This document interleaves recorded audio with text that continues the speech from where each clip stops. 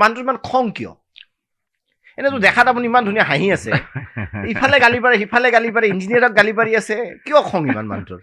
জুবিন গাৰ্গৰ তেওঁৰ যিটো ব্যক্তিত্ব সেইটোক মই খুব ভাল পাইছিলোঁ। গানবোৰৰ লগত ইমান জড়িত নাছিলোঁ। তেখেতৰ মৃত্যুৰ পিছত আই ৰিয়েলি ৰিপেণ্টেড যে এই মানুহজনক আমি চিনি নাপালোঁ। খং উঠিলে আপুনি ইংৰাজীত বেছি গালি পাৰে। খং উঠিলে মোৰ অট'মেটিক ইংৰাজী ওলাই থাকে। সাধাৰণতে ভাবিব পাৰে এজন মিয়া MLA একো নাজানে। মেট্ৰিকত তেতিয়া অসমত মাত্ৰ 3জন মানুহে অসমীয়াত লেটাৰ পাইছিলে, তাৰ ভিতৰত ময়ো আছিলোঁ। এই ডাঙৰ ল'ৰাটি অলপ মানে বুজি পোৱা হ'লতো, সেইকাৰণে ই নিজে মোক কয় আব্বা বেয়া নাপাব, you seem to be crack. ইমানখিনিৰ মাজতো বহুতে আপুনি জেলতো গৈছে একবাৰ। আমি মিয়া চ' হোৱাট। এজন বয়সস্থ মানুহ, বয়স ধৰক 70, তাৰ যদি ঘৈণীয়েকৰ কোলাত 5 বছৰীয়া 3 বছৰীয়া বাচ্চা এটা থাকে, অলপ ডাউট হৈ যায়। আপুনি AIDF-ত আছিল, তাৰপিছত কংগ্ৰেছত, এতিয়া ৰাইজৰ দলত, এই ফৰিঙৰ নিচিনা কিয় জঁপিয়াই থাকে? যদি কোনোবা বিদেশী আছে খেদিয়ে দিব লাগে, উচ্ছেদ কিয়? লেণ্ড ৰিলেটেড যিমান ডিছপিউট আছে বেছি মুছলমানৰ মাজত। আপোনাৰ সমষ্টিত যদি কোনোবা হিন্দু দুখীয়া থাকে সেইটো সহায় কৰিব নাই। নমস্কাৰ, কথাই কথাই এই বিশেষ পডকাষ্টলৈ স্বাগতম জনাইছোঁ মই দীপক শৰ্মাই। কথাই কথাই বহু ওলায়, কথাই কথাই বহু দূৰ যায়, আৰু এনে বহু কথা পাতিব বিচাৰোঁ আমি বিভিন্ন ব্যক্তিৰ সৈতে। আজি এগৰাকী বিশেষ ব্যক্তি আপোনালোকে সকলোৱে চিনি পায়, ভাল পাব পাৰে, বেয়া পাব পাৰে, আপোনালোকৰ কথা, কিন্তু মানুহজনক আপোনালোকে চিনি পায়। ইউ কেন লাভ হিম, হেট হিম, বাট কেনট ইগন'ৰ হিম। আমাৰ সৈতে আছে বাগবৰ সমষ্টিৰ বিধায়ক শ্বেৰমান আলী ডাঙৰীয়া, স্বাগতম জনাইছোঁ। ধন্যবাদ। প্ৰথমতে আপোনাৰ পৰা বহু কথা আছে পাতিম। প্ৰথম মই আপোনাৰ পৰা জানিব বিচাৰিছোঁ, মানুহটো ইমান খং কিয়? এনেতো দেখাত আপুনি ইমান ধুনীয়া হাঁহি আছে, ইফালে গালি পাৰে সিফালে গালি পাৰে, ইঞ্জিনিয়াৰক গালি পাৰি আছে, কিয় খং ইমান মানুহটোৰ? অলপ এইটো এটা ডিজএডভান্টেজ মোৰ চাৰিত্ৰিক বৈশিষ্ট্যৰ বুলি ভাবোঁ, তাৰ কাৰণে মই নিজেও অলপ ৰিপেণ্টেণ্ট। খং উঠিলে পিছ মুহূৰ্তত আকৌ বেয়া লাগে, কিয় ক'লোঁ, এইটো অলপ ধুনীয়াকৈ নৰ্মেলি ক'ব পাৰিলোঁহেঁতেন। I am trying my level best two control it. নহয়, কি হয় আচলতে, যে কাম বেয়া দেখিলে খং উঠে নে কি হয় আচলতে? কাৰণ মই যিটো অনুভৱ কৰোঁ, মই অলপ খুব ষ্ট্ৰেইট ফৰৱাৰ্ড মানুহ। মোৰ ভিতৰত এটা বাহিৰত এটা একদম নাই, আৰু মই বেলেগৰ পৰাও সেইটো এক্সপেক্ট কৰোঁ। কিন্তু কোনোবাই যদি চিট কৰি আছে, কোনোবাই যদি কামত ফুংফাং কৰি আছে, এবাৰ দুবাৰ কম, থাৰ্ড টাইম আই কেনট টলাৰেট। তেতিয়া মই মাজতে এখন হৰ্ডিঙত বানান ভুল হ'ল,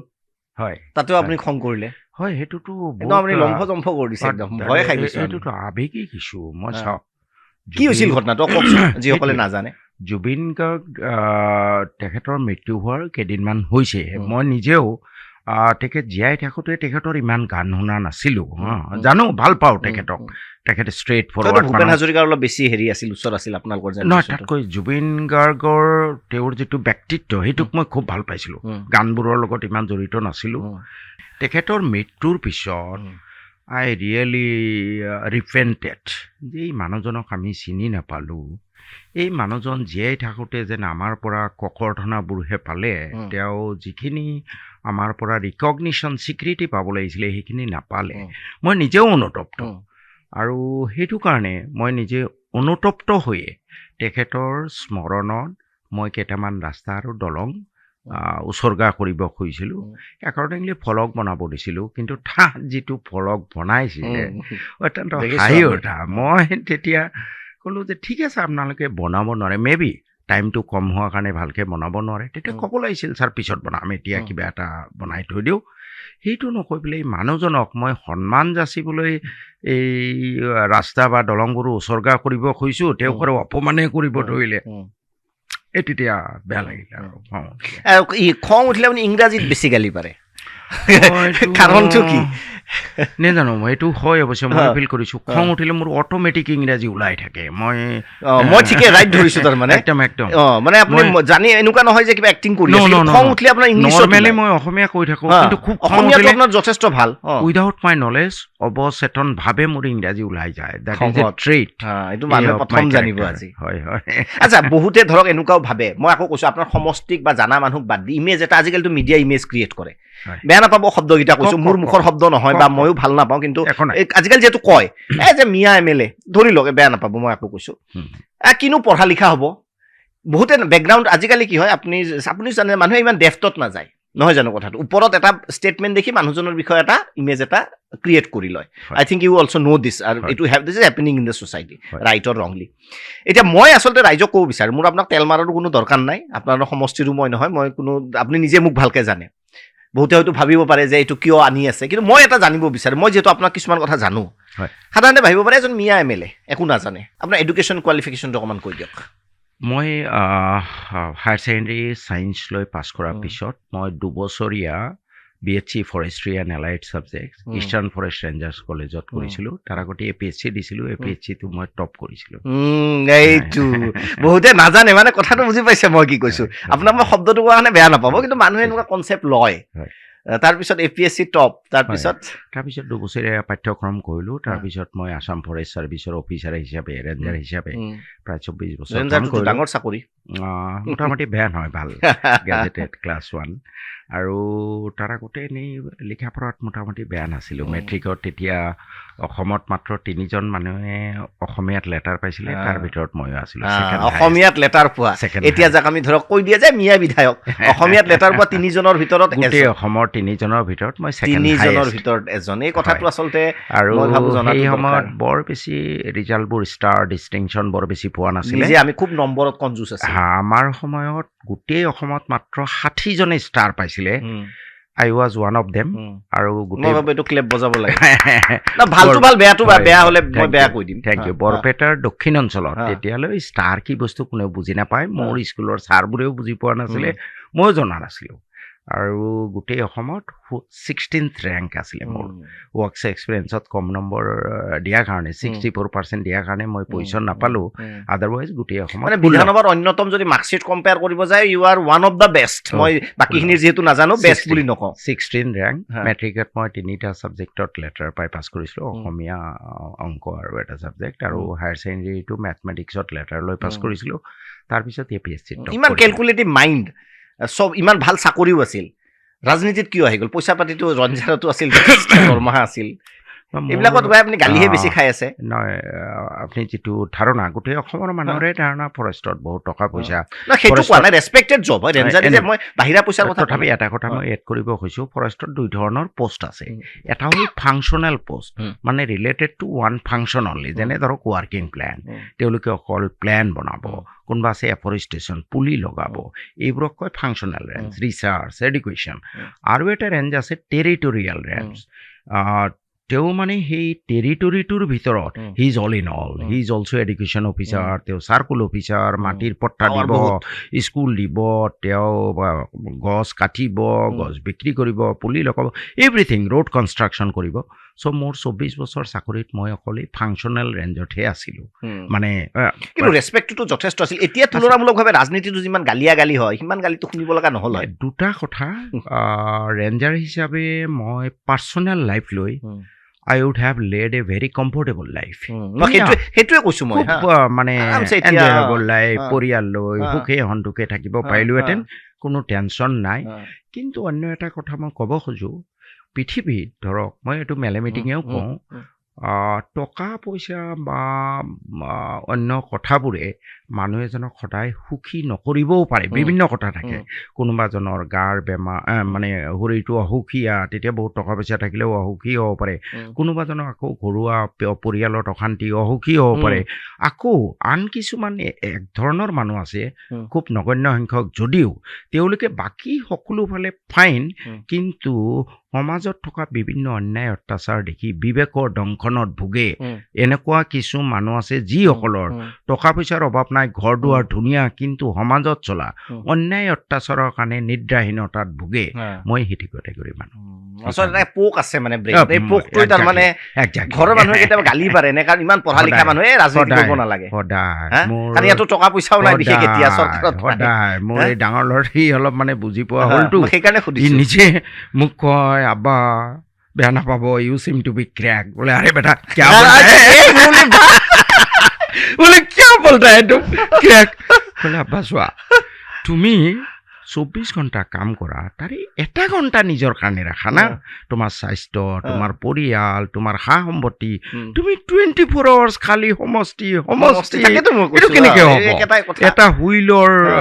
গোটেইকেইটা হেৰি স্পোক ঠিকমতে থাকিব লাগিব আৰু আজিকালি যিহে গালি হয় পাৰ্চনেল লেভেলত ৰাজনীতি হৈছে তুমি এটা কথা কোৱাচোন যেতিয়া MLA পদটো যাব এই কোৱাৰ্টাৰৰ পৰা ওলাব লাগিব সেইটো ভাবা নাই তুমি ক'লে ক'ত থাকিবা ৱেৰ ইজ ইউৰ হাউচ চ' মই মোৰ একেবাৰেই নাছিলে এতিয়া এটা পুৰণা ঘৰ ৰিপেয়াৰিং কৰি ৰিচেণ্টলি ৰিন'ভেশ্যন কৰিছোঁ থাকিব পৰা অৱস্থাত নাছিলে ৰিন'ভেশ্যন কৰি মোৰ ল'ৰাটো MLA হ'লে গুৱাহাটীত বিল্ডিং চিল্ডিং হৈ যায় 4-5 হোটেল চোটেল খোলা আপোনাৰ নাই সঁচা কৈছে নে পিছত আৰু ওলালে আৰু এইটো পডকাষ্ট দেখাই এটা কাম কৰিব মই মিছা কথা নকওঁ 2011 চনৰ মোৰ এফিডেভিট উলিয়াব আৰু 2026 চনত আকৌ এফিডেভিট দিম উলিয়াব মোৰ 8টা প্ৰপাৰ্টি কমি গৈছে বিক্ৰী কৰি দিছোঁ মই লেণ্ডেড প্ৰপাৰ্টি মোৰ আগতে মাটিৰ ব্যৱসায় আছিলে ৰিয়েল ইষ্টেট ব্যৱসায় মই মাটি কিনো ডেভেলপ মানুহ ধনী হৈ আপুনি দুখীয়া হৈ গৈছে মই 8টা প্ৰপাৰ্টি মোৰ গৈছে মই মোৰ ল'ৰাটোৰ কথা যে ক'লোঁ ইও কয় আব্বা বেলেগে MLA হৈ ভিকাৰীৰ পৰা ৰজা হয় তুমি ৰজাৰ পৰা ভিকাৰী হৈ গ'লা কমি আহি আছে মানে প্ৰতিমাহে তাক পইচা দি থাকোঁ তাৰ কাৰণে একেলগে পইচা দিব নোৱাৰোঁ সিহঁতে পঢ়া লিখা কৰি আছে এতিয়া নিজৰ ডাঙৰটোতো লণ্ডনৰ পৰা MA কৰি লণ্ডনৰ পৰা MA one of the best university eighth university in the world আৰু তাৰ যিটো ছাবজেক্ট আছিলে history in education his university is top for the last 10 years in the world এইবিলাক কথা হাইলাইট নহয় যে মানুহটো খালি খং গালি পাৰি আছে ইঞ্জিনিয়াৰক এইবিলাক হাইলাইট হয় কেতিয়াবা মই ভাবোঁ আপোনালোকৰ কাৰণে এইটো এটা দুখৰ আপোনাৰ বুলি নহয় বহু আছে এনেকুৱা টেলেণ্টেড ল'ৰাটো আপোনাৰ কম্পিউটাৰ চায়েন্সত বিটেক কৰি আছে ভেৰি ৱেল এষ্টাব্লিছ আপুনি এতিয়া MA মইতো ভাবোঁ MLA হোৱাৰ কোনো দৰকাৰো নাছিলে ইমান ধুনীয়াকৈ হেৰি হৈ আছে ইমান মানুহৰ গালি খপনি ইমানখিনিৰ মাজতো বহুতে আপুনি জেলতো গৈছে একবাৰ মই কথাবিলাক চব ফ্ৰী ফ্ৰেংকলি সুধিছোঁ একদম বেয়া নাপাব কাৰণ কথাটো হ'ল মানুহটোক জানিব লাগে জেলতো গ'ল একবাৰ প্ৰুফ হোৱা নাই গিল্টি বহুতে ভাবে যে জেল মানে আচলতে কনভিকশ্যন ইটছ এ জুডিচিয়েল কাষ্টেডি ন্যায় নিজৰ জিম্মাত ৰাখিছে পিছত আপুনি ওলাই আহিল কেছটোত কনভিকশ্যন হ'ব নহ'ব এইটো পিছৰ কথা বহুতে এনেকৈ ভাবে যে জেল যোৱাৰ পিছত মানুহটো আৰু অলপ সলনি হৈ যাব অলপ ভয় খাব আপুনি যেতিয়া ওলাই আহিল সিদিনাখনে আৰু তাতকৈ বেছি জোৰতহে আপুনি কথা কৈ আছে ভয় নালাগে নেকি জেল যাব আকৌ যদি যায় টাৰ্গেটত থাকে আপুনি সাধাৰণতে জেলত গৈতো কোনেও ভাল নাপায় জেলৰ জীৱনটো বৰ দুৰ্বিবহ মই 2 মাহ থাকি কষ্টটো খাইছোঁ ফেচিলিটি নাপায় MLA একো নাপায় ফ্ল'ৰত শুব বহুত কষ্ট কৰে এইটো এনিৱে কেতিয়াবা কিন্তু এই অন্যায়বোৰৰ বিৰুদ্ধে প্ৰতিবাদ কৰিবলৈ গৈ কনচিকুৱেঞ্চটো কি হ'ব সেইটো মোৰ মাথাত নাথাকে what will be the consequences when I see some injustice I just can't tolerate request কৰিম ব্ৰাদাৰ আচ্ছা নেই এনেকৈ কৰা ছেকেণ্ড টাইম অফিচাৰক ৰিকুৱেষ্ট কৰিম ঠিকাদাৰক থাৰ্ড টাইম আই কেনট টলাৰেট মানে আঞ্জাম जो होगा देखा जाएगा ফিয়াৰলেস কাইন্ড অফ পাৰসন কিন্তু পলিটিশিয়ান বিলাক ভাল এক্টৰ হ'ব নোৱাৰিলে ইমান সাকসেসফুল হ'ব নোৱাৰে সেইটো আপুনি বিশ্বাস কৰে নে পলিটিশিয়ান ভাল এক্টৰ হ'ব লাগিব খং উঠি থাকিলেও হাঁহি থাকিব লাগিব এইটো কাৰণে মই সদায় I consider myself to be a misfit in politics মই পলিটিচিয়ান নহয় মই পলিটিচিয়ান বুলি নিজকে নাভাবোঁ আই এম মোৰ a social worker than a politician মই যদি পলিটিচিয়ান হ'লোহেঁতেন এনেকুৱা বাৰে বাৰে ৰাজনৈতিক দলৰ পৰা মই ছাছপেণ্ড হৈ নাথাকোঁ সেইকাৰণে কৈছোঁ আপুনি বহুত আছে আৰু মই কৈছোঁ জেলৰ পৰা অহাৰ পিছত আপুনি সেই একে এটিটিউডতে আছে মানে ভাল বেয়া মই কোৱা নাই কিন্তু ক'ৰবাত বেয়া দেখিছে আপুনি মাত মাতিছে মানুহে গালি মই ভাবোঁ এটা ষ্টেটমেণ্ট আপুনি ৰিগ্ৰেট কৰে নেকি কনচেপ্টটো ভাল নে বেয়া মই নাজানো আপুনি এটা ডাঙৰ যিটো মই ভাবোঁ এটা ব্লাণ্ডাৰ বুলি মই নকওঁ আপোনাৰ ঠাইত হয়তো আপুনি ঠিক আছে অকণমান জাষ্টিফিকেশ্যনটো দিয়ক এইটো কথাটো ক্লিনলি চাগে কোনেও সোধা নাই মিয়া মিউজিয়ামৰ কথাটো কৈ দি আপুনি অকণমান বেছি বিতৰ্কত আহি গ'ল একাংশই সেইটো বেয়া পালে এই বস্তুটো আপুনি ক'ব নালাগিছিল নেকি একদম কমপ্লিটলি মিছলিডিং আপোনালোকে চাব অফিচিয়েল যিটো প্ৰপ'জাল চাইছে নাই নাজানো মই পঢ়িছোঁ প্ৰপ'জালটো মই আনিছোঁ মই লগে লগে সেইটো চৰ চাপৰি মানুহৰ সংস্কৃতি ৰিফ্লেক্ট হোৱাকে 2 এপিড সামগ্ৰী মিউজিয়ামত ৰাখিব লাগে মোৰ মেইন থ্ৰাষ্টটো আছিলে যে যিহেতু এই 1 কোটি 1.5 কোটি মানুহে যোৱা এটা শতিকা বা তাতকৈ বেছি সময় নিজকে অসমীয়া বুলি পৰিচয় দি আহিছে বা অসমীয়া বৃহত্তৰ জাতিটোত জিন যাবলৈ চেষ্টা কৰি আছে so' recognition of this community as Assamese was the main target তেওঁলোকৰ এপদ দুপদ সামগ্ৰী ৰাখিলে এই এছামাইজেশ্যন আকৌ কয় যে ৰাখিব কি লুঙি টুপিৰ বাহিৰে কি ৰাখিব এনেকুৱা মানে কথাটো কৈছোঁ এই কালচাৰ্ড নহয় বুলি কৈছে চাওক সেইটো যিসকল expert they will decide. I cannot say. এতিয়া বহুত বস্তু আছে মই মনে ভাবো কিন্তু হ'ব পাৰে আপুনি অকমান শব্দবিলাকৰ চয়নটো ভুল হ'ল নেকি ক'ৰবাত ৰিগ্ৰেট কৰে নেকি ঘৰত বহি এইটো ক'ব নালাগিছিল নেকি তাৰমানে এটা সময় এনেকুৱা হৈ গ'ল মোৰ একচুৱেলি এইটো মিয়া মিউজিয়াম শব্দটো মোৰ কোনো টাৰ্গেটেই নাছিলে আৰু অফিচিয়েল ডিমাণ্ডতো নাই সংস্কৃতি ৰিফ্লেক্ট কৰাকে দুই এপদ সামগ্ৰী কিন্তু যেতিয়া দুই এটা মেডিয়াই যেতিয়া অলপ খুব বেছি নিউজ বিশেষ যিটো কৰিলে মই তেতিয়া খং উঠি গ'লে য়েছ I M A Miya so' what এনেকুৱা ধৰণৰ মানে শব্দবোৰ ওলাই গ'ল আৰু that was not my intention my intention was honestly it was a great intention কিন্তু এইটো মিছ ইণ্টাৰপ্ৰিটেশ্যন মানে এনেকুৱা হ'ল যে বাকী চব মিউজিয়াম আমি ভাঙি খালি মিয়া মিউজিয়াম তেনেকুৱা এটা কনচেপ্ট দি দিয়া হ'ল সঁচা মিছা মই নাজানো গতিকে আপুনি ভাবে যে ক'ৰবাত শব্দৰ ভাল ব্যৱহাৰ কৰিব লাগিছিল বা ক'ৰবাত শব্দ চয়নত অলপ ভুল হৈ মই সেই তেতিয়াও সেইটোৱে ক'ম মই অলপ সেই তেওঁলোকে অলপ ইম'চনেল কৰিব খুজিলে খং উঠাব খুজিলে মোৰো খং উঠিলে মই চ' I M A Miya so' what এনেকুৱা ধৰণৰ কথাবোৰ কৈ দিলোঁ অকণমান ৰিগ্ৰেট হয় নেকি অলপমান ইমেজটো ধৰক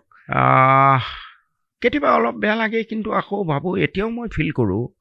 যে হোৱাট ইজ দ্য হাৰ্ম এই মানুহখিনি নিজকে অসমীয়া বুলি কৈ আহি আছে তেওঁলোকক অলপ একচেপ্ট কৰি ল'লে অকণমান মৰমৰ এখানি মাত দিলে বোধহয় অসমীয়া জাতিটো আৰু বেছি এটা ডাইলগ আছে হমে তো আপনো নে লুটা গেৰো মে কাহা দম থা আজি মুছলমান বিশেষকৈ মই মিয়া বুলিয়ে কৈছোঁ শব্দবিলাক যথেষ্ট বহুত ভাল ল'ৰা ছোৱালী ভাল মেডিকেল ইঞ্জিনিয়াৰিং টপ মোষ্ট ইণ্ডিয়াত ৱৰ্ল্ডত গৈ ভাল ভাল পঢ়ি আছে ঠিক আছে কিন্তু অভাৰঅল চিনাৰীয়ে যদি চাই আজি এডুকেশ্যন ছেক্টৰ হওক বা বিভিন্ন ছেক্টৰত পিছ পৰি আছে আজি বহু বিবাহ আপুনি বেয়া পালেও আছে ঠায়ে ঠায়ে বাল্য বিবাহ কম বয়সতে হিন্দুৰ তুলনাত মুছলমান ল'ৰা ছোৱালী মই নকওঁ হিন্দুৱে নকৰে বা বাল্য বিবাহ মুছলমানৰ মাজত বেছি আছে সেইটো আপুনি মানে তাৰ কাৰণে মই ভাবোঁ কোনো জেহাদ ফেহাদ নহয় মোৰ ভাৱটো হ'ল যে তেওঁলোকে শিক্ষা দীক্ষা নাই নাজানে যে ফিউচাৰটো কি হ'ব হা এতিয়া মই যিটো ক'লো যে হমেতো আপনো নে লুটা গেৰো মে কাহা দম থা মুছলমান যিসকল নেতা আছে আপুনি ভাবেনে যে আজি এই মুছলমান এসময়ৰ নেতাসকলৰ ভুলৰ বাবে তেওঁলোকেও ইউজ কৰিলে মানে নিজৰ মানুহকে যাৰ কাৰণে আজি এই অৱস্থা 100% মুছলমানৰ মই সদায় কৈ থাকোঁ মেলে মেটিঙে যে বেলেগক দুখাৰ আগতে নিজক দুখা নিজে সংশোধন হোৱা তোমালোকৰ নেতাবোৰ আৰু তাৰ কাৰণে তোমালোক দেই The people themselves are responsible. কাৰণ এই নেতাবোৰ অপদাৰ্থ কাউডাং নেতাবোৰক টকাৰ পিছত ঘূৰা নেতাবোৰক গাড়ীৰ পিছত ঘূৰা নেতাবোৰক কোনে বাৰে বাৰে নিৰ্বাচিত কৰে এই ৰাইজে কৰে কিন্তু এতিয়া ব্ৰাদাৰ আশাব্যঞ্জক খবৰটো হ'ল যে এতিয়া মানুহবোৰ যথেষ্ট সচেতন হ'ল শিক্ষা দীক্ষা বাল্য বিবাহৰ মুখ্যমন্ত্ৰীয়ে যিটো ব্যৱস্থা লৈছে মই ভাবোঁ মিয়া জনগোষ্ঠীক আটাইতকৈ উপকৃত কৰিব এইটোৱে এতিয়া বাল্য বিবাহ প্ৰায় ভয়তে বন্ধ হৈ গৈছে লিখা পঢ়াৰ প্ৰতি যথেষ্ট গুৰুত্ব দিছে কিন্তু এতিয়াও আমাৰ কিছু নেতা আছে এই মানে কোনোমতে আৱেগিক কৰি ভাষণৰ ফুলজাৰি মাৰি তেওঁলোকে নেতা হৈ থাকে কিন্তু মানুহবোৰ যথেষ্ট alert I think next 15 years will be very crucial বোধহয় এই জনগোষ্ঠীৰ মানুহবোৰ যথেষ্টখিনি ৰিফৰ্ম কাৰণ মই কিয় কথাটো কৈছোঁ চাওক মই আকৌ কৈছোঁ মই বাৰে বাৰে কথাটো ক্লিয়াৰিফিকেশ্যনকৈ দি আছোঁ যাতে মানুহে কোনো ভুল বুজিব নালাগে কাৰণ এনেকুৱা হ'ব যেতিয়া ধৰক জানি শুনি বা অজ্ঞাতে যেতিয়া ল'ৰা ছোৱালী বেছি হ'ব স্বাভাৱিকতে পপুলেশ্যন বাঢ়িব সেইটো হ'লে এটা ছেকশ্যনৰ নিশ্চয় অকণমান এপ্ৰিহেনশ্যন এটা আহিব এইবিলাক ধৰক পঢ়া লিখা নাই 7টা ল'ৰা ছোৱালী যদি একেলগে যাব এজন বয়সস্থ মানুহ বয়স ধৰক 70 তাৰ যদি ঘৈণীয়েকৰ কোলাত 5 বছৰীয়া 3 বছৰীয়া বাচ্চা এটা থাকে অলপ ডাউট হৈ যায় একজাক্টলি আজি সেই পৰিৱেশটো নাই মই কণ্টিনিউৱাছ 15 বছৰ মেলে মিটিঙে কৈ আছোঁ যে ব্ৰাদাৰ অসমখনৰ পৰিৱেশ যদি ভাল কৰিব খোজে এই মিয়া সমাজৰ পৰা এটা পজিটিভ মেছেজ মূলসুঁতিলৈ পঠিয়াব লাগিব মূলসুঁতিৰ মানুহ ভয় খাই আছে যিহঁতৰ যেনেকৈ জনসংখ্যা বাঢ়ি আছে ইহঁতে মেজৰিটি হৈ যাব আৰু স্বাভাৱিক হয় আপুনি যদি 2 নম্বৰ it is a fact also গতিকে আপোনালোকে এই মেছেজটো দিব লাগিব যে brother don't worry we are controlling our population বা ল'ৰা ছোৱালী আপোনাৰ মিনিমাম গ্ৰেজুৱেট কৰক 18 বছৰ নহয় 22 বছৰলৈ যাওক মিনিমাম আৰু মই অলপ শুনিবলৈ অসুৱলা শব্দ ইউজ কৰোঁ যে ভেড়াৰ পাল এপালতকৈ সিংহৰ কেইটামানেই ভাল তোমালোকে নহয়। 1.5 কোটি বুলি ভাবি বৰ বেছি জঁপিয়াই নাথাকিবা এইটো কোনো ষ্ট্ৰেংথে কৌৰৱৰ নহয় 100 আছিল, পাণ্ডৱৰ 5 আছিল। আৰে ইজৰাইল কি কৰি আছে এটা সৰু কাণ্ট্ৰি কেইটা পপুলেশ্যন আছে, হয়। ইজৰাইললৈ চোৱা উম। তোমালোকে আমাৰো কিছুমান মানে অপদাৰ্থ আছে ইয়াতে ভাবে বাপৰে ইমান কিন্তু আপুনি এইটো কোৱাৰ লগে লগে এতিয়া যিহেতু আপুনি ইলেকশ্যনো খেলিব এই মোল্লা মৌলবী একাংশ চব নহয় তেওঁলোকেতো এতিয়া লগে লগে বেয়া পাব এইটো চলাৰ লগে লগে শ্বেৰমান আমাৰ 15 বছৰ কৰি আছো ভোট কাটা যাব না 15 বছৰ কৰি আছো আৰু এই এটা মৌলানা সেকশনতো বেয়া পাব আপোনাক। ধৰ্মীয় সভাত মই কৈ আছো হা। আটাইতকৈ মোল্লা মৌলানাৰ প্ৰেজেন্সত কৈ আছো হা। আটাইতকৈ ডাঙৰ কথা হ'ল মানুহে একচেপ্ট কৰি আছে হা। There is no reaction Sure. At all no reaction at all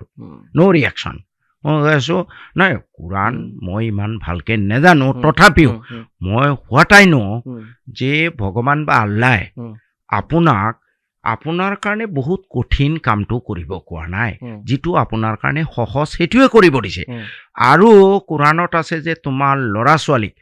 দুনিয়া ইহকাল আৰু পৰকালৰ কাৰণে ফিট কৰিব লাগিব বিদ্যা শিক্ষা ফৰজ মানে অৱশ্য কৰ্তব্য গতিকে তুমি যদি তোমাৰ যদি দুটা ল'ৰা ছোৱালী জন্ম দি লালন পালন কৰিবলৈ তোমাৰ ক্ষমতা আছে দুটাতে সীমাবদ্ধ থাকা যদি তোমাৰ এটা জন্ম কোৰাণত কি আছিলে প্ৰফেটে কি কৈছিলে এবাৰ এজন কিছুমান তেওঁৰ সহচৰসকলে আহি পেলাই তেখেতক সুধিলে যে হুজুৰ এনেকুৱা অমুকৰ বিয়াৰ বয়সটো পাৰ হৈ গৈ আছে কিন্তু তেওঁতো বিয়া পাতি পৰিয়ালটোক ভৰণ পোষণ দিয়াৰ তেওঁৰ ক্ষমতা নাই তেতিয়া প্ৰফেটে কি ক'লে তেওঁক ফাষ্টিং কৰিব দিয়া বিয়া পাতিব কোৱা নাই তাৰমানে তুমি যেতিয়ালৈ ভৰণ পোষণ দিব নোৱাৰিবা বিয়া নাপাতিবা ফাষ্টিং কৰা ফাষ্টিং কৰিলে তোমাৰ কণ্ট্ৰলত থাকিব চব বস্তু গতিকে সেই এচেঞ্চটো আমি বুজি পাব লাগিব কোৰাণত ক'তো কোৱা নাই এতিয়া কিছুমান কথা ধৰক মই একদম ষ্ট্ৰেইট ফৰৱাৰ্ড কিছুমানে কয় যে মই অলপ যুক্তিতৰ্ক কৰিছোঁ কিছুমানে কয় যে প্ৰফেটে কৈছে যে আফটাৰ হাছৰ মানে লাষ্ট ডে অফ জাজমেণ্টৰ দিনা মোৰ উম্মত মানে মোৰ অনুগামী বহুত বেছি দেখিব খোজোঁ মই লোকে ফাইন এতিয়া মই 8টা জন্ম দিছোঁ মোৰ ল'ৰা ছোৱালীয়ে প্ৰফেট কি নাজানে আল্লাহ কি নাজানে কোৱাচোন প্ৰফেটে তেওঁলোকক অনুগামী বুলি পৰিচয় দিবনে নিশ্চয় নিদিয়ে নামটো খালি মুছলমান থাকিলে নহ'ব নহয় গতিকে তুমি প্ৰকৃত মুছলমান কৰিবলৈ আৰু মুছলমান হোৱাৰ আগতে ভাল মানুহ হ'ব লাগিব that is the precondition you can't be a good Muslim মানুহে লাহে লাহে এইবিলাক কথাটো বহুত নহ'লে মই 3বাৰ হৈ নাথাকোঁ আৰু 2 নম্বৰ কথা এই যে দল চেঞ্জ কৰি কালি এতিয়া ৰাইজৰ দলত যোগদান কৰিম ওপৰলৈ ঘৰত ভগৱানৰ কৃপাত আল্লাহ তাল্লাৰ ৰহমতত মই বহুত ব্যাপক ভোটৰ ব্যৱধানত জিকি আহিম কেইদিন আছে এমাহ আছে ইয়াৰ আগৰবাৰ কংগ্ৰেছত যোগদান কৰিলোঁ 8 মাৰ্চত 6 এপ্ৰিলত ইলেকশ্যন আপুনি AIDF-ত আছিল তাৰপিছত কংগ্ৰেছত এতিয়া ৰাইজৰ দলত এই ফৰিঙৰ নিচিনা কিয় জঁপিয়াই থাকে মানুহটো ভালে পঢ়া মই জঁপিয়া নাই মই কি ভাবোঁ দলটো মোৰ কাৰণে ভগৱান নহয় মোৰ কাৰণে ভগৱান আল্লাহ হ'ল মোৰ ৰাইজ মোৰ ৰাইজৰ মংগল হ'ব লাগিব মোৰ ৰাইজৰ মংগলৰ কাৰণে মই দল মোৰ ৰাইজৰ মংগলৰ কাৰণে মই দলটো চুজ কৰোঁ যেতিয়া দেখোঁ এই এটা দলৰ পৰা মোৰ ৰাইজৰ অপকাৰ হ'ব তেতিয়া মনোমালিন্য হয় তেওঁলোকে ছাছপেণ্ড কৰি দিয়ে I never left any party I will fight within মই ভিতৰত থাকিয়ে যুদ্ধ কৰি থাকিম কিন্তু তেওঁলোকে ছাছপেণ্ড কৰি দিয়ে কংগ্ৰেছতো তেনেকুৱা হৈছে এতিয়া ৰাইজৰ দলে আপুনি কি ভাবে সংখ্যালঘুৰ কাৰণে বেছিকৈ ভাবে বুলি আপুনি ভাবে নেকি মই সেইবোৰতো ইমানখিনি নেজানো কিন্তু মই অখিল গগৈ ডাঙৰীয়া এজন পিউৰলি ছেকুলাৰ মানুহ বুলি মোৰ মনে কয় নাম্বাৰ 1 যোৱা 5 বছৰ মই তেখেতক পালোঁ ধৰ্ম নিৰপেক্ষ মানুহ তেওঁ মানুহক ভাল পোৱা মানুহ তেওঁ সকলো জাতি জনগোষ্ঠীক লৈ এখন জুবিনদাৰ অসম গঢ়িব খোজে বুলি মোৰ মানে আন্তৰিক বিশ্বাস সেইকাৰণে মই ভাবোঁ তেনেকুৱা এজন কিন্তু অকণমান যদি এইফালে হেলনীয়া হয় মানুহে আকৌ মিয়া প্ৰেমী বুলি এটা টেগ লগাই দি সংখ্যাগুৰুৰ ফালে এইফালে হেলনীয়া হ'ব নালাগে কাৰো প্ৰতি অন্যায় কৰিব নালাগে আৰু সকলোকে ন্যায় দিব লাগে আকৌ তেতিয়া আপুনি জানে কি নালাগে এইটো মই অখিল গগৈ ডাঙৰীয়াকো কৈছোঁ যে with malice towards none and good will for all কাৰো প্ৰতি বেয়া ভাৱ নাৰাখি সকলোৰে প্ৰতি মংগলৰ কাৰণে 71ৰ পিছত সকলোকে খেদিব লাগে ইজ ভেৰি গুড আপুনি ইউ গো হেড যিটো অখিল গগৈৰ যিটো ষ্টেণ্ড এইটো আই ৱেলকাম দেট ষ্টেণ্ড মই সেইদিনা আমাৰ এখন মিটিঙত গৈ কৈছোঁ সুধিছোঁ আপোনালোকৰ মাজত কোনোবা বাংলাদেশী বিদেশী আছে নেকি কওক 1947 পিছত 71 বাদেই দিয়ক কৈছে মানুহবোৰে নাই বল দেন হোৱাই ইউ আৰ এফ্ৰেইড ভয় কৰিবলৈ কি আছে অলপ যন্ত্ৰণা হ'ব পাৰে অলপ কষ্ট হ'ব পাৰে নো নিড টু ফিয়াৰ আপোনালোকে নিজৰ কাম কৰক। ইভিকশ্যন বিলাক যে হৈ আছে আপুনি সমৰ্থন কৰে নে বিৰোধিতা কৰে? নাই, এইটো দুই ধৰণৰ কথা আছে ইয়াতে। কাৰোবাৰ বেলেগ ঠাইত ঘৰ মাটি আছে, তাৰোপৰি আহি চৰকাৰী মাটি বা বনভূমি দখল কৰিছে, একদম আউটৰাইট এভিকশ্যন হ'ব লাগে। কিন্তু নদীৰ গৰাখহনীয়াত চৰকাৰী তথ্যমতে প্ৰায় আপোনাৰ প্ৰায় 4-5 লাখ মানুহ গৃহহীন হৈছে, 4-5 লাখ পৰিয়াল। যদি তেনেকুৱা গৃহহীন মানুহ চৰকাৰী ভূমিত বা বনভূমিত আছে আৰু কিবা কাৰণত সেই চৰকাৰী ভূমি বা বনভূমিৰ পৰা উচ্ছেদ কৰিবলগীয়া হয়, তেতিয়াহ'লে প্ৰথমে সেই গৃহহীন মানুহবোৰক সংস্থাপন দি ল'ব লাগে। যদি কোনোবা বিদেশী আছে, খেদিয়ে দিব লাগে, উচ্ছেদ কিয়? যদি বিদেশী নহয়, যদি ভাৰতীয় নাগৰিক হয় আৰু যদি তেওঁলোকৰ বেলেগ ঠাইত ঘৰ মাটি নাই, তেতিয়াহ'লে প্ৰথমে তেওঁলোকক সংস্থাপন দি ল'ব লাগে, এটা ছাৰ্ভে হ'ব লাগে। That is my stand. কিন্তু ধৰক যিটো এতিয়া উজনিৰ ফালে যিটো কোৱা হৈছে বিভিন্ন সমষ্টিত, I may not agri with the words, কিন্তু এপ্ৰিহেনশ্যনটো মই কৈছোঁ, আপুনি যিহেতু পঢ়া লিখা মানুহ, যেতিয়া ধৰক বিভিন্ন ঠাইৰ পৰা, মই আকৌ কৈছোঁ মিয়া মুছলমানে কৈছোঁ শব্দটো, কাৰণ এতিয়া যিহেতু চলি আছে, এই তেওঁলোকে ধৰক শিৱসাগৰ, যোৰহাটত যদি তেওঁলোকে এনেকৈ বনভূমি বা চৰকাৰী ভূমি দখল কৰে, মানুহে যেতিয়া আহি কেনে দেখে বা সাধাৰণ মানুহে যেতিয়া খোজকাঢ়ি যায়, ইয়াতো দেখোন এনেকুৱা মানুহ আহিল, গতিকে স্বাভাৱিকতে তেওঁলোকৰ এটা এপ্ৰিহেনশ্যন থাকে। আপুনি কি ভাবে এইটো ক্ষেত্ৰত, যে সংগঠনসমূহে যেতিয়া প্ৰতিবাদ কৰে তেওঁলোকে ভুল নে শুদ্ধ? নাই, এই ক্ষেত্ৰত চাওক, দুইফালেই দোষ আছে। নাম্বাৰ 1 হ'ল, যেতিয়া ঘৰ বাৰী হেৰুৱাই,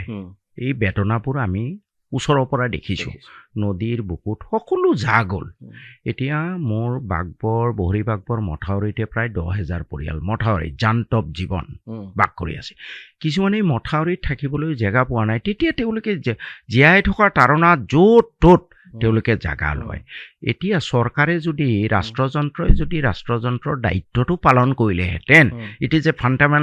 ফাণ্ডামেণ্টেল ৰাইট আণ্ডাৰ আৰ্টিকল 21, আপুনি অধিবক্তা ভালকে জানে, জীয়াই থকাৰ shelter over head is a fundamental right. গতিকে ৰাষ্ট্ৰযন্ত্ৰই যদি দায়িত্বটো পালন কৰিলেহেঁতেন, যে গৃহহীন লগে লগে ওচৰে পাজৰে ক'ৰবাত যদি আছে, বেছি নালাগে, 2 কঠাই মাটি দিয়া, চৰকাৰী মতেতো বহুত দিব লাগে, সেইখিনি পিছত এটলিষ্ট 2 কঠা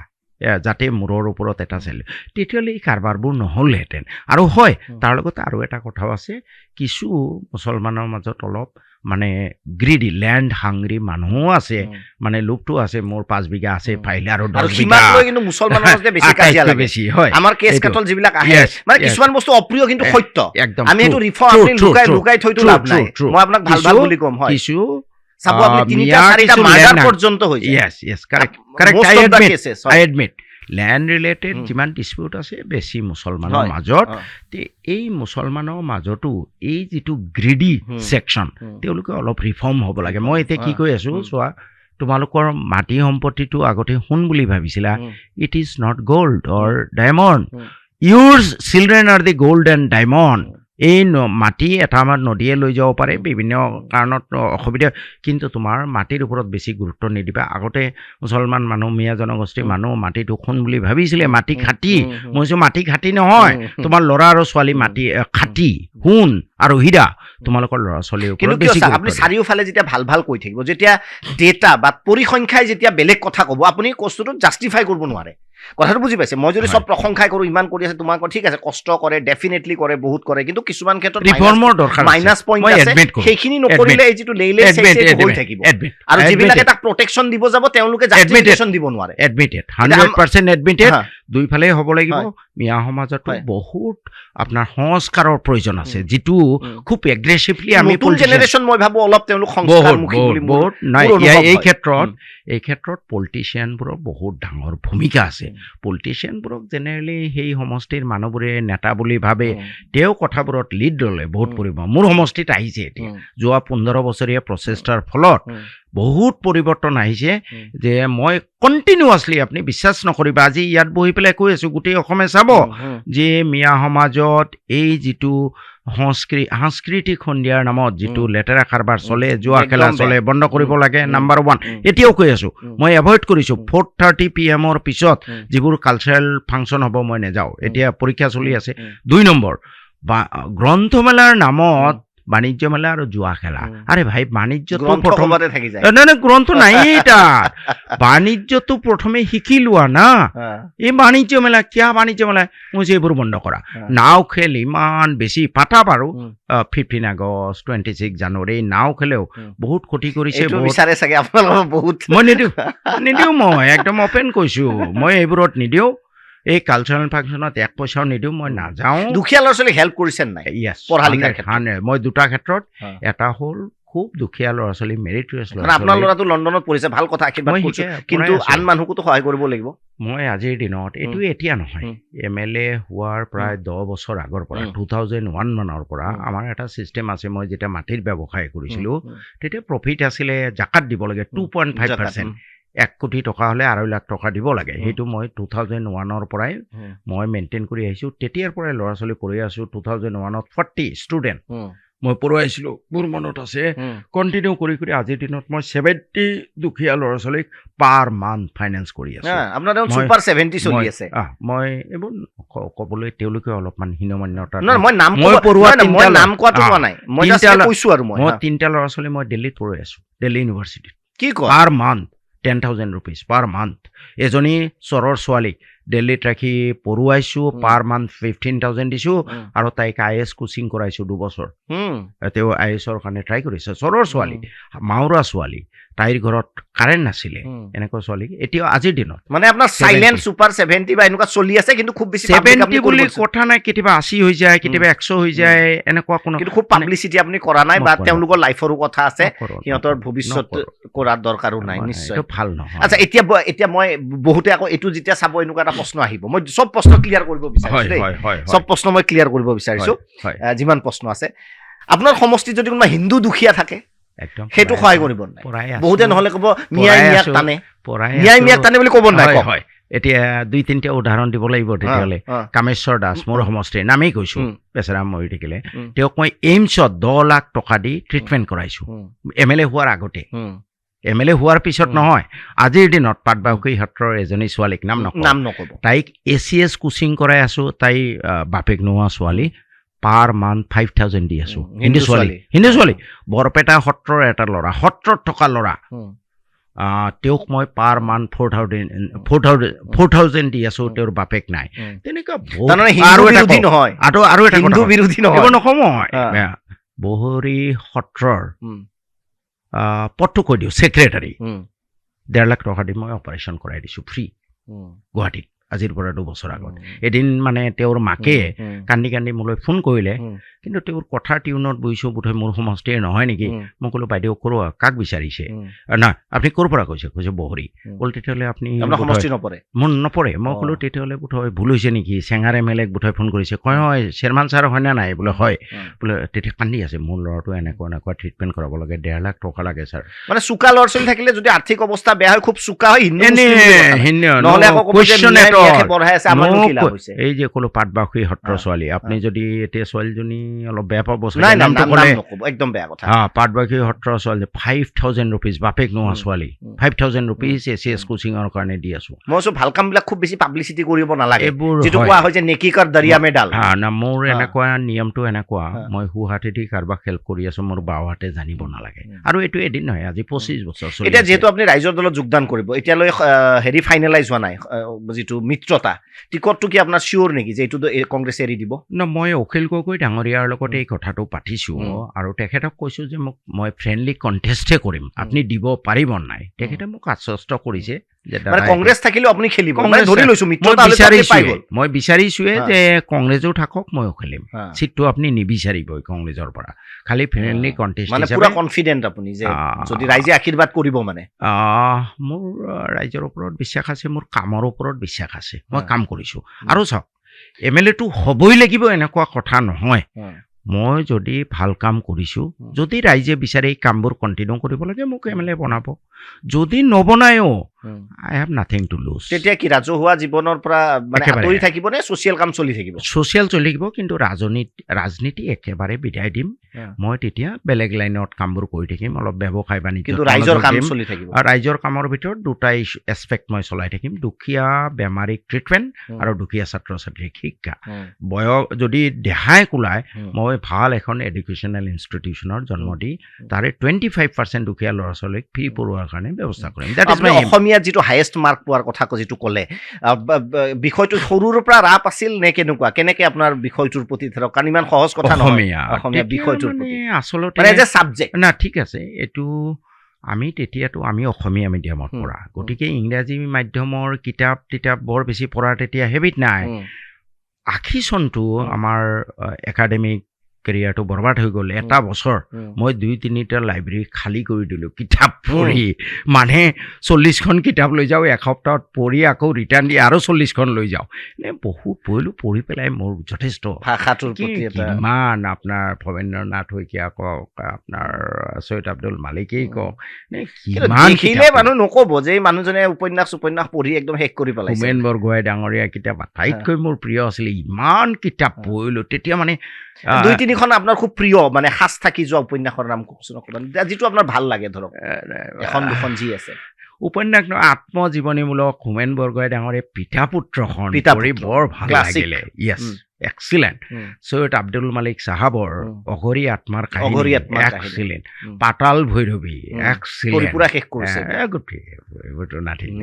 এতিয়া পঢ়িব সময় পায়নে? এতিয়া খুব কম পাওঁ। মই আগতে মানে এখন কিতাপ লৈ বহোঁ, শেষ কৰিহে মই ভাত খাম। আৰু ৰাতিপুৱা আৰম্ভ কৰিলোঁ, দুপৰীয়া সাজ খাম মই কিতাপখন শেষ কৰি। ইমান মানে স্পীডত কিতাপৰ প্ৰতি এইটো আছে, কিন্তু এতিয়া সময় নাই। তাৰ মাজতো অলপ চলপ এই প্ৰয়োজনীয় লত এনেকুৱা ধৰণৰ যিখিনি আইনৰ কথা প্ৰয়োজন, গাইডলাইন, ৰিপৰ্টবোৰ, গভৰ্ণমেণ্ট ৰিপৰ্টবোৰ অলপ চলপ পঢ়োঁ। কিন্তু মোৰ প্ৰিয় লিখক হিচাপে কোন? হোমেন বৰগোহাঁই? অসমীয়াত হিমেন বৰগোহাঁই, সৈয়দ আব্দুল মালিক, তাৰপিছত আপোনাৰ লক্ষীনন্দন বৰা, এনেকুৱা মানে কণ্টেম্পৰেৰী। চিনেমা চাই নাচায়? চিনেমা আগতে চাইছিলোঁ, এতিয়াতো তেনেকে চোৱাই নহয়। মই টিভিও নাচাওঁ। বহুত বছৰ চোৱা নাই নেকি? বহুত বছৰ, অলমষ্ট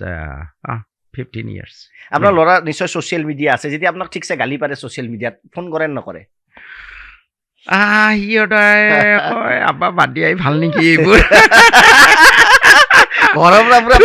কেলে এইবোৰত সোমালা? ইমান ধুনীয়া লাইফ এটা আছিলে,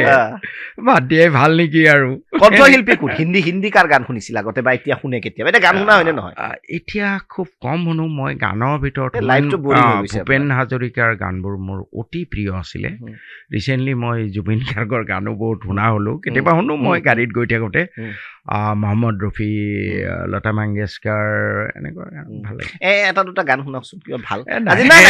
গাবই লাগিব। মই কৈছো না, আজি আপুনি গাই সদায় কিমান পলিটিক্স কৰে। ভূপেন হাজৰিকা বাথৰুম ছিংগাৰো নহয় মই। দুটা লাইন আজি গাবই লাগিব, নহ'লে আজি প্ৰথমবাৰ অসমৰ ইতিহাসত আপোনাক মই একদম ৰিকুৱেষ্ট কৰিছো, আপুনি এটা গান গাবই লাগিব। কবিতাৰ লাইন কওক, গান এটা আপুনি কিশোৰ কুমাৰ। মানুহৰ বাবে যদি অকণো নেভাবে, ভাবিব হেৰা কোনে নোকোৱা। হিন্দীৰ এটা দুটা লাইন কৈ দিয়ক, গাব নালাগে। এনিথিং। মানুহ মানে ৰোমেণ্টিক নহয় নেকি? অলপ চলপ আগতে হেৰি কৰিছিলো, মই গান বাথৰুমতো নাগাওঁ, সমস্যা সেইটো। হিন্দী গান শুনা গৈছিল আগতে? শুনিছিলো, এতিয়াও শুনো। এতিয়া গাড়ীত থাকিলে কাৰ গান বেছিকে চলে? মানে গাড়ীত যেতিয়া আপুনি অলপ পুৰণা গানবোৰ শুনো, ভাল পাওঁ। আৰু এওঁলোকৰ এই গজলবোৰ, জগজিৎ সিং, তেওঁলোকৰ সেইবোৰ ভাল পাইছিলো। আচ্ছা, মানে অকমান যিটো ক্লাছিকেল চখটো আছে আৰু। মই নতুন গানবোৰ ইমান, তথাপি তাৰ মাজতে আমাৰ এই জুবিন গাৰ্গৰ যিবোৰ হিন্দী চিনেমাত গান গাইছে, ভালেই লাগে সেইবোৰ। ভাল মানে জুবিন গাৰ্গক আপুনি অফলেট বেছি আৱিষ্কাৰ কৰিছে? তাৰপৰা মৰাৰ পিছত মই আগতে তেখেতক খুব ভাল পাওঁ, কিয় ষ্ট্ৰেইট ফৰৱাৰ্ড মানুহ, চিধা কথা, একদম অন্তৰৰ কথা কৈ দিয়ে। আই লাইক হিম লাইক এনিথিং। কিন্তু পাঞ্চলাইন মই অসমৰ বিৰাট ভাল পাইছিলো। মই য়ংষ্টাৰৰ পাঞ্চলাইন হ'ল কাকো খাতিৰ নকৰো, কিন্তু তাৰ আগত এটা শব্দ আছে বাৰু। কিন্তু তেওঁৰ গান চান শুনা নাছিলো, কিন্তু তেওঁৰ মৃত্যুৰ পিছত নতুনকৈ তেওঁক আৱিষ্কাৰ কৰিলোঁ। And I feel bad. মই সদায় অনতপ্ত তেওঁক পাৰ্চনেলি মই এবাৰো লগ নাপালোঁ। ইটছ চ' ছেড তেওঁৰ প্ৰগ্ৰামতো গৈছোঁ এটা দুটা গান শুনি গুচি আহিছোঁ পাগলামি কৰা দেখা পাওঁ এই বাদে যাওঁ আৰু কিন্তু মানুহজন কি পিছত আপুনি ষ্টাডি কৰিলে যে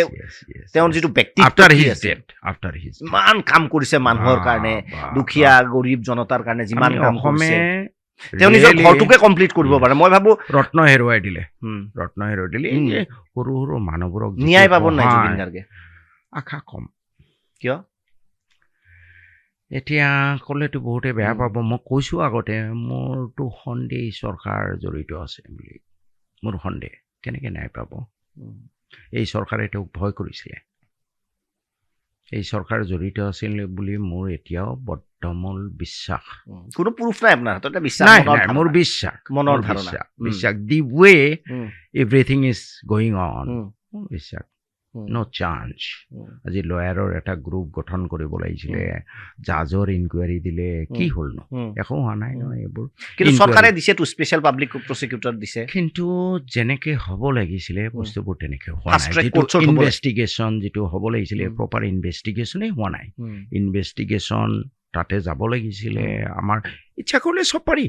অসম চৰকাৰে গভৰ্ণমেণ্ট অফ ইণ্ডিয়াক লিখিলেহেঁতেন গভৰ্ণমেণ্ট অফ ইণ্ডিয়া থ্ৰু ইণ্টাৰপল তাত গৈ আমাৰ পুলিচে ইনকুৱাৰী কৰিলেহেঁতেন এইবোৰ নহ'ল নহয় কিবা এটা যেন জাষ্ট শ্ব'বাজি কৰি কিবা এটা কৰা হ'ল একদম হাফ হাৰ্টেড গোটেই ঘটনাটো মই নিজে সুখী নহয় I feel very bad Zubeen Garg আৰু অন্ততঃ অখিল গগৈ এইটো কথা কৈছে অখিল গগৈ ডাঙৰীয়াই কৈছে মই ভাৰত ৰত্নটো আহিম আপোনাৰ ওচৰত যে যদি ৰাইজৰ দল বা বিৰোধীৰ যদি চৰকাৰ হয় জুবিনে ন্যায় পোৱাটো সুনিশ্চিত কৰিব আপুনি হয়তো সেই কথাটো শুনিছে সেইটো আশা কৰিব পাৰেনে ৰাইজে চৰকাৰেতো ইচ্ছা কৰিলে পাৰে কিন্তু ৰিইনভেষ্টিগেশ্যন কৰিব পাৰে ৰিঅপেন আপুনি ভালকৈ জানিব কনক্লুড হোৱাৰ পিছতো ৰিঅপেন কৰিব পাৰোঁ কিন্তু তাৰ কাৰণে আন্তৰিকতা লাগিব ইচ্ছা লাগিব তেতিয়া হ'ব কিন্তু নোহোৱাৰতো কোনো কথা নাই ২৬ যদি আপুনি জিকেও ধৰক যিটো বতাহ চলি আছে যিবিলাক প্ৰেডিকশ্যন চলি আছে মই চেফলজিষ্ট নহয় কিন্তু এনেকুৱা যে বিজেপিৰে চৰকাৰ হ'ব বুলি মানুহে ধাৰণা কৰিছে আপুনি কিমান বিশ্বাস কৰে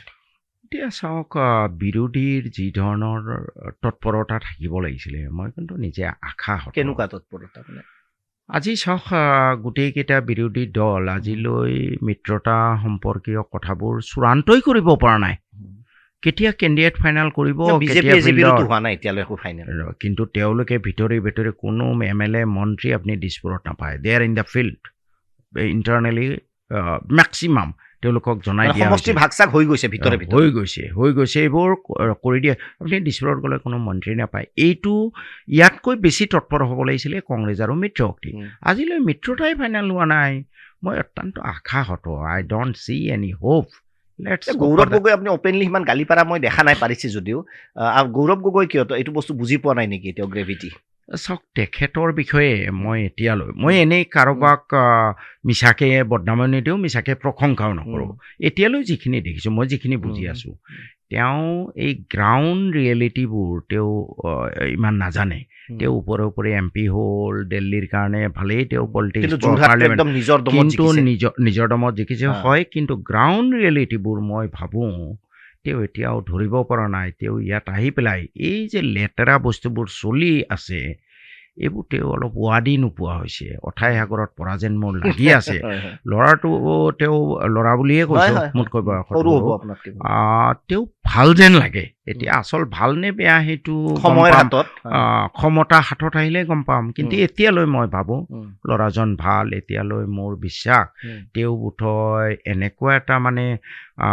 চক্ৰবেহুত সোমাই গ'ল যে তেওঁ ওলাই আহিবৰ কাৰণে ৰাস্তা পোৱা নাই অভিমন্যুৰ নিচিনা হয় তেনেকুৱা যোৰহাটতো ওলাই আহিলে একদম হাহাকাৰ চবেই ইমান শক্তি প্ৰয়োগ কৰিছিল হয় ধেমালি নহয় সেইটো বৰ মেজৰিটি সমষ্টি হয় সেইটো বৰ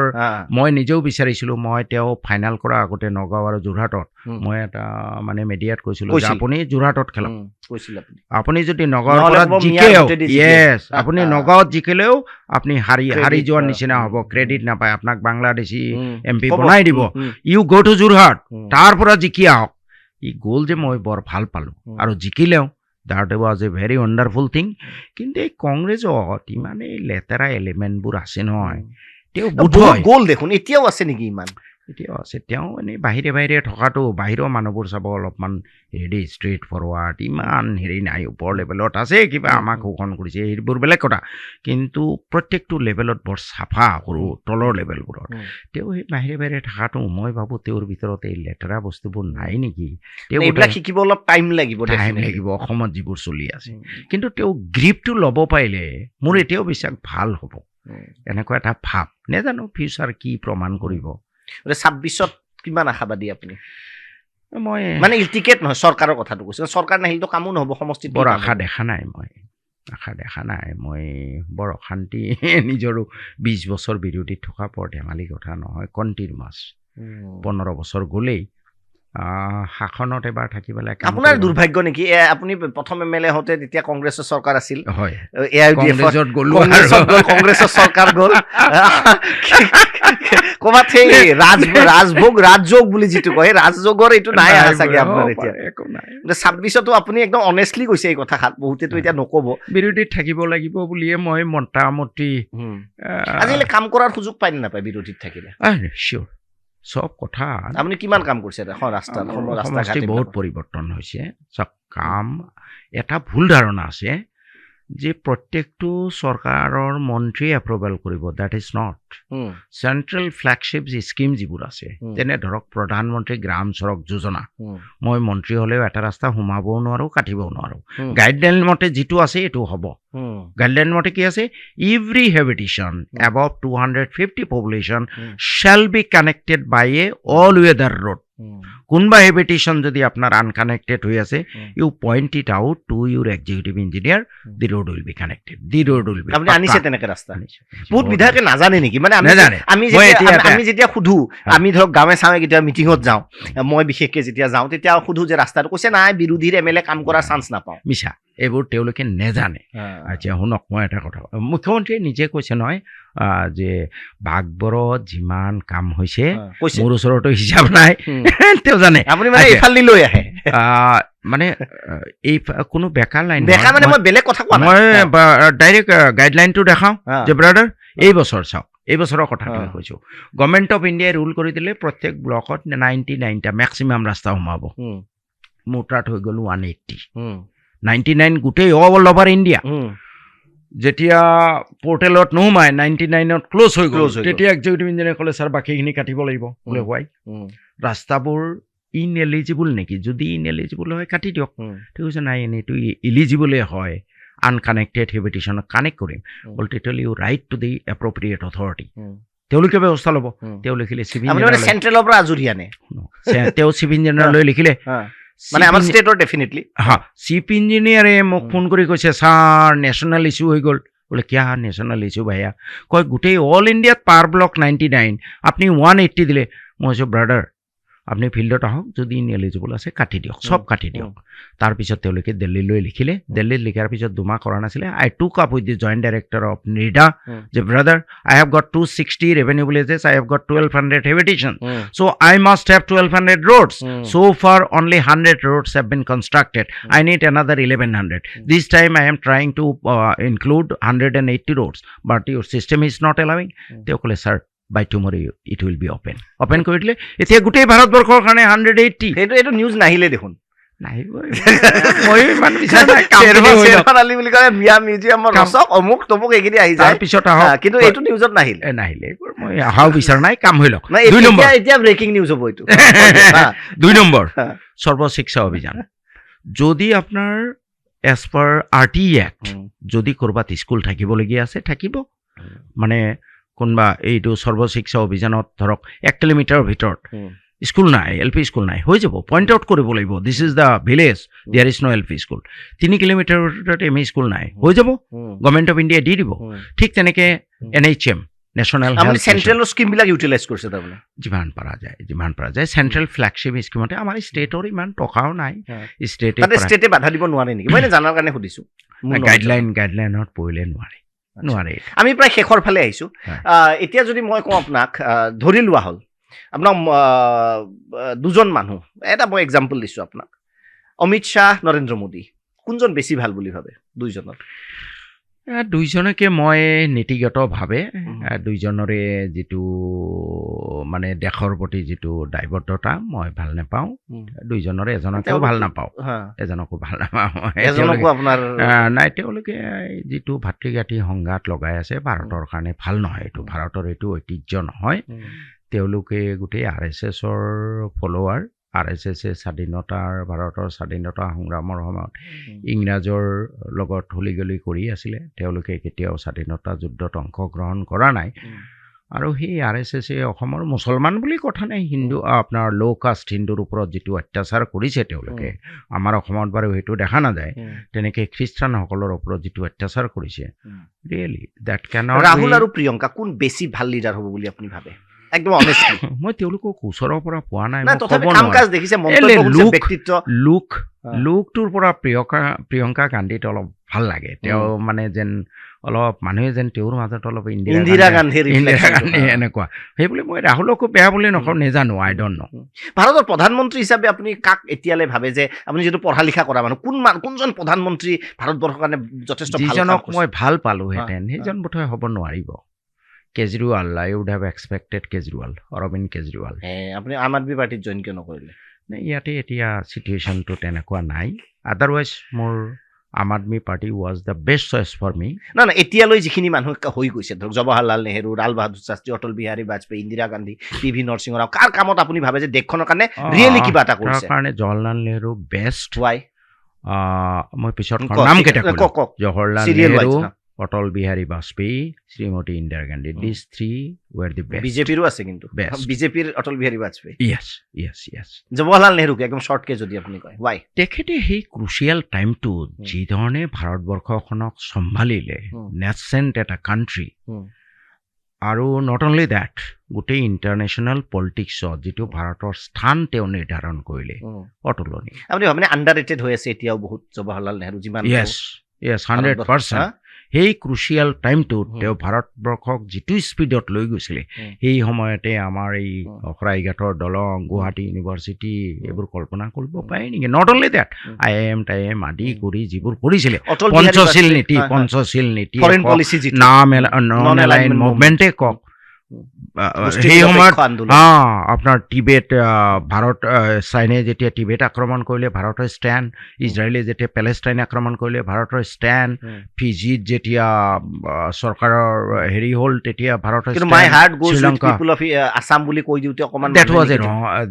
হি should not have uttered that সেইটো অসমৰ কাৰণে চেণ্টিমেণ্টেল তেওঁ ক'ব নালাগিছিল হয়তো তেওঁতো নেজানে তেওঁক বোধহয় ৰং ইনফৰমেশ্যন দিয়া হ'ল যে অসম গ'লেই সেইটো অসমৰ কাৰণে বৰ বেদনা সেইটো কথা মানুহে ৰেফাৰেন্স দিয়ে জৱাহৰলাল নেহেৰুৰ কথা অটল বিহাৰী বাজপেয়ীৰ কি বস্তু আপোনাৰ ভাল লাগে কাৰণ যদিও বিজেপিৰ কট্টৰ অপজিট যদিও বিজেপিৰ তেখেতক মই এজন অতি ভাল মানুহ বুলি তেখেতৰ প্ৰতি শ্ৰদ্ধা আছে তেওঁ দেশখনক ভাল পাইছিলে আৰু সেইকাৰণেই সম্ভৱতঃ জৱাহৰলাল নেহেৰুৱে তেখেতক ভাৰতক ৰিপ্ৰেজেণ্ট কৰিবলৈ পঠিয়াইছিলে ভাল মানুহজনে ভাল মানুহ এজনক চিনি পাইছিলে আৰু এই অটল বিহাৰী বাজপেয়ী আপোনাৰ নিশ্চয় মনত আছে গুজৰাটত মোদীক কৈছিলে তুমি ৰাজধৰ্ম পালন কৰা ধেমালি কথা নহয় দেই বিজেপি তেওঁ কৰিব পাৰে কিন্তু সেই বিজেপি আৰু এই বিজেপি আপোনাৰ মাজত ভাবে যে যথেষ্ট পাৰ্থক্য এটা ডেফিনেটলি আছে 100% ইন্দিৰা গান্ধীৰ আটাইতকৈ যিটো ভাল কাম কি ভাবে আপোনাৰ তেখেতো সেই জৱাহৰলাল নেহেৰুৰ লিগেচিটিকে অলপ কেৰি কৰিব খুজিছিলে কিন্তু তেওঁৰ মাজত অকণমান ডিক্টেটৰিয়েল ভাৱ এটা আছিলে জৱাহৰলাল নেহেৰু হ'ব পৰা নাছিলে কিন্তু অলপ লিগেচিটো কেৰি কৰিব খুজিছিলে আই অলছ' লাইক বিজেপি চৰকাৰটো বহুত সময় আৰু থাকিব বুলি কয় মানুহে আপুনি কি ভাবে আপোনাৰ দূৰদৃষ্টিত কি কয় চেণ্ট্ৰেলৰ কথা মই কৈছোঁ এতিয়া বৰ্তমান যিটো তেওঁলোকে যেনেদৰে নেৰেটিভবোৰ ক্ৰিয়েট কৰিছে সেই নেৰেটিভটো ভাঙিবলৈ বিৰোধীৰ বিশেষকৈ কংগ্ৰেছৰ যি ধৰণৰ প্ৰয়োজন আছিলে কৌশল ৰচনা কৰা সেইধৰণে তেওঁলোকে পাৰা নাই কেজৰিৱাল যদি থকা হ'লে কিন্তু অকণমান হয়তো কিবা হ'লে কিন্তু কেজৰিৱালকো জেলত সোমাই ইমেজটো বেয়া কৰি দিলে Kejriwal is a very good man I like him the most কিন্তু তেওঁৰো মোৰ নিচিনা অলপ টিঙিচকৈ খং উঠা হেবিটটো আছে এইটো অলপ মাইনাছ কৰিব পাৰিলে বৰ ভাল আছিল আৰু তাকো চৰাব ঘোটালা মানে অভিযোগটো ভাল আছিল অভিযোগটো এতিয়া মানুহে কাৰণ ইমেজটো এনেকুৱা হ'ব তুমিতো চৰাব ষ্টিল আই লাইক হিম ষ্টিল তেওঁৰো সেই মোৰ যিটো ডিজএডভান্টেজ মই নিজেই খঙাল ইফালে আকৌ মই ভাবোঁ কেজৰিৱাল চাহাব অকণমান খংটো কণ্ট্ৰল কৰিব মেডিটেশ্যন কৰিলে খং কমে বোলে নহয় এইটো আচলতে এই কেজুৱেলৰ ওপৰত হয় সেইটো কাৰণে খং উঠে সিও অলপ ষ্ট্ৰেইট ফৰৱাৰ্ড ডাঙৰ চাকৰি বাদ দি আহিছে আৰু এইবোৰ IRS ফুং ফাং কথাবোৰ ভাল নাপায় দেখিছে নহয় অফিচাৰবোৰক হা। চিফ ছেক্ৰেটাৰী এইবোৰ হা। এই অলপ ন্যায় নীতিত থকা মানুহ যেতিয়া আপুনি কম্প্ৰমাইজ নিজেই নকৰিব তেতিয়া বেলেগে কম্প্ৰমাইজ কৰা কাৰবাৰবোৰ দেখিলে নহয় টু এ চাৰ্টেইন এক্সটেণ্ট সহ্য কৰি থাকিব পাৰি তাৰপিছত এটা সময়ত গম নোপোৱাকে we lose our control over our emotions এইটো আফটাৰ এ চাৰ্টেইন মই এতিয়াও এই যে মানুহবোৰে বহুত গালিও পাৰে মোক গম পাইছে না এই খং চং দেখা পায় জানো আপোনাৰ কমেণ্টত গালি পাৰে মই ভাবো মই তেতিয়া ভাবো বেয়া কথা হ'ল দেই নেক্সট টাইম আৰু এনেকুৱা নকৰোঁ আকৌ এনেকুৱা এটা পৰ্যায় পায় অসমীয়াত হাইষ্ট পোৱা মানুহটোৱে আকৌ ইংলিছত গালি পাৰে এইটো অট'মেটিক ওলাই মই গম নাপাওঁ যিবিলাক অফিচাৰক গালি পাৰে তেওঁলোকৰ পিছত ফোন চোন কৰেনে কৰোঁ তেওঁলোকক আকৌ পিছত ধৰক আজি গালি পাৰিলোঁ যেতিয়া কামটো ৰেক্টিফাই কৰিলে তেতিয়া আকৌ মই তেখেতক কওঁ brother well done please continue মই যাতে আৰু ভাই টেম্পাৰ লুজ কৰিবলগীয়া নহয় মইতো আপোনাৰতো মই শত্ৰু নহয় ব্ৰাদাৰ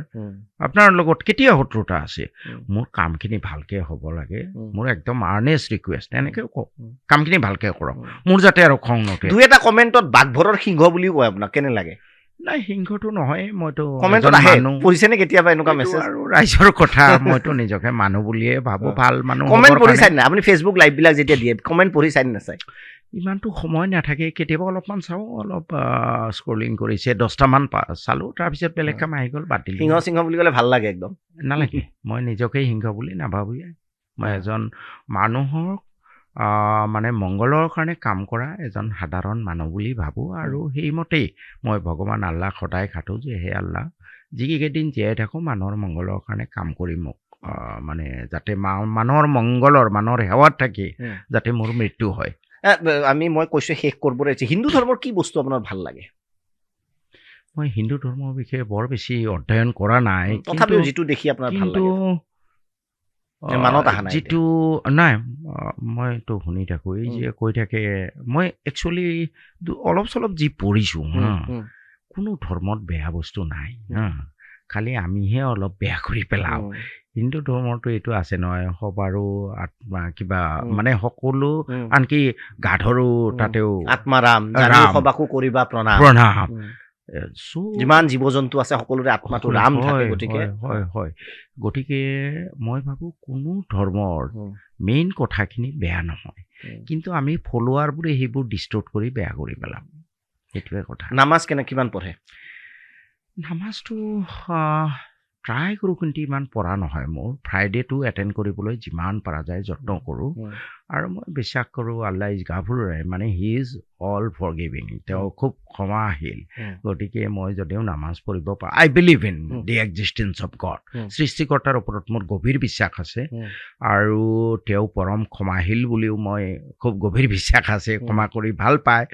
এই মানুহৰ কাম কৰি থাকিলে বুজি পাব আৰু যে ইও কিবা এটা ভাল কামে কৰি আছে আমিতো চব সৃষ্টিকৰ্তাৰ সৃষ্ট জীৱ নাম যিয়েই নহওক আহমেদে হওক শৰ্মাই হওক we all are creations of one God এইটো মই বিশ্বাস কৰোঁ আৰু মই যেতিয়া সেই ওপৰলাৰ সৃষ্ট জীৱৰ মংগলৰ কাৰণে কাম কৰিম নহয় সৃষ্টিকৰ্তা অলপ মানে ভাল পাব বুলি মোৰ এটা বিশ্বাস থেংক ইউ আমাৰ সৈতে আহি সময় দিলে মই অলপ অন্য ধৰণে কিছুমান কুৱেশ্যন কৰিলোঁ যাতে মানুহে অকণমান কথাটো